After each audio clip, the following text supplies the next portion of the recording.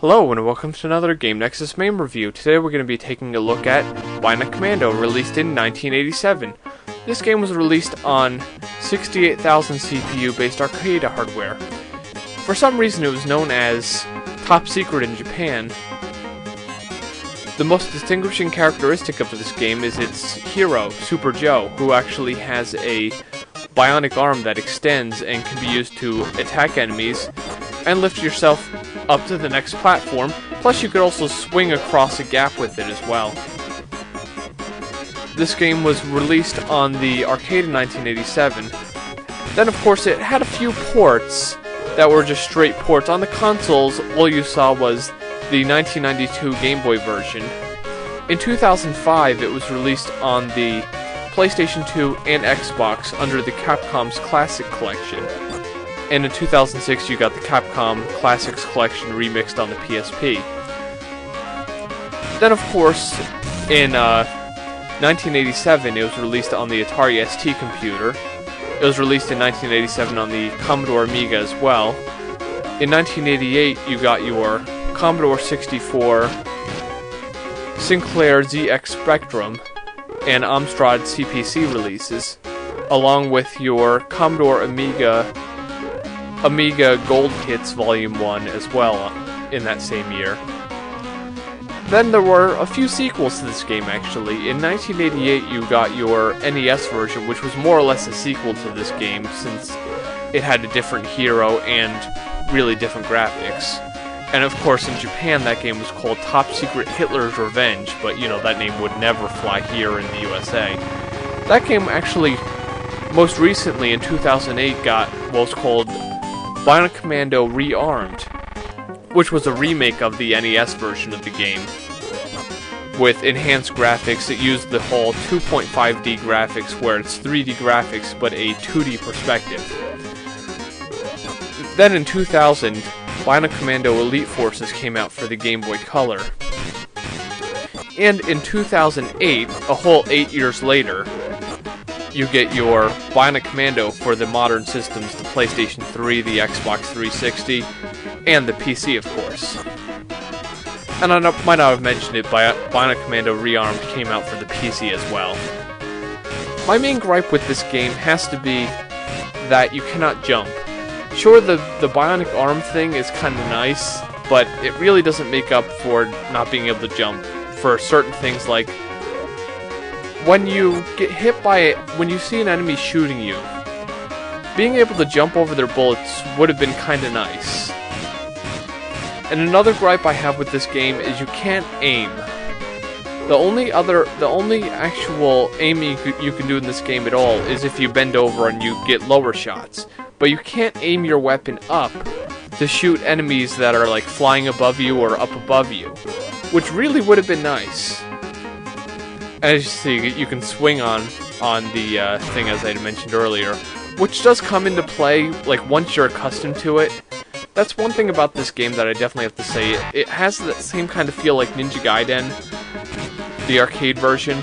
Unless you're really accustomed to how the game handles, you're not really going to do too well. Now what you're seeing me play here, this comes after practicing for a little while, and you should have seen me when I first tried this game. I really was awful at it, I'm not kidding. I was just really bad at playing this game at first because the physics of the actual bionic arm are a little bit to get accustomed to when you first start playing. And let's see, get rid of this fence. And of course that's the end of stage 1.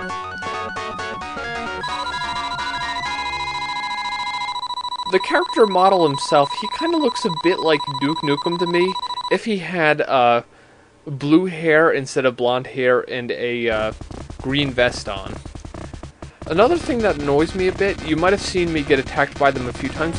Those big guys, you'll see them running around a bit.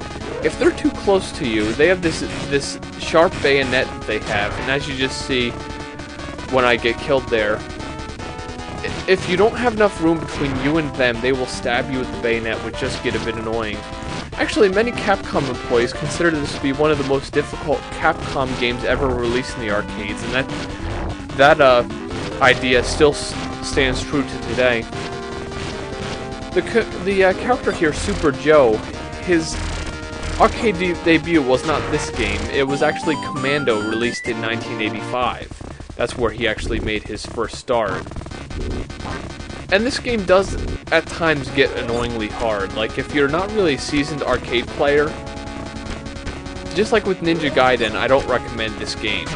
The NES version might be a little better for people who are not accustomed to a game just kicking their ass every 5 minutes, because if you were in the arcade and playing this, unless you were like a super elite Bionic Commando player, you're going to be pumping the quarters into that machine, and like, you're better off just buying one of the classics collections so you wouldn't have to waste all your money on that. Another thing that kind of bothers me is the power-ups that get dropped from the sky. It seems like some of them, if you shoot them, they'll fall off their parachutes, whereas other ones you have to hit with the bionic arm. There really seems like there isn't any consistency when it comes to that. And as I had mentioned, I'm not too good at this game, so I admit that right in the beginning here. All these spotlights on you, but the thing that I found weird is I expected with this spotlight that's coming down that it would actually make enemies like shoot at you more or get you more, and there's some suicide bombers. But it doesn't seem like the spotlight really does all that much. You really gotta watch out for these guys, and then you gotta insert more of your virtual quarters. But what would have been cool is if it was like some games where a spotlight shines on you and all these like machine guns try to hit you. Now this part here kind of reminds me of Donkey Kong. That guy up there looks like Donkey Kong for some reason to me, because he's throwing all these barrels at you. And the only thing I have to say about these bad guys is, why purple jumpsuits? I mean, of all colors for terrorists, purple. That's the only color I guess the terrorist commander could get to foil our good friend Super Joe here. And that's the end of Stage 2. Well, as far as the Bionic Commando arcade game goes, I honestly can't recommend this to everybody. If you're a seasoned arcade player, or if you're really good at this game, it's going to be a fun time for you. But if you're really not too good at arcade games, or you really haven't played Bionic Commando anymore, this really might not be your game. When I first saw this stage, I was like thinking, what am I supposed to do here? Well, this has been another Game Nexus Mame review, and I shall see you later.